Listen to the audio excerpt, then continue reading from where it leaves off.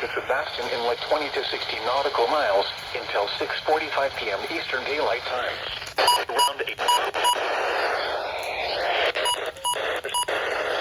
Near West Melbourne or near Palm Bay, winds at 30 knots.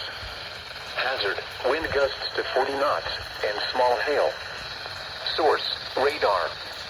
Impact, expect wind gusts in excess of 34 knots, suddenly high waves, lightning and heavy downpours.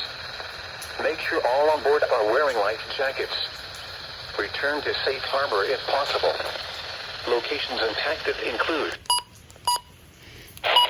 Melbourne Beach, West Melbourne and Palm Bay. Boaters should seek safe harbor immediately until the storm passes. Wind gusts to 40 knots, small hail, high waves, dangerous lightning, and heavy rain are possible with this storm. Frequent lightning is occurring with this storm. If caught on the open water, stay below deck if possible. Keep away from ungrounded metal objects.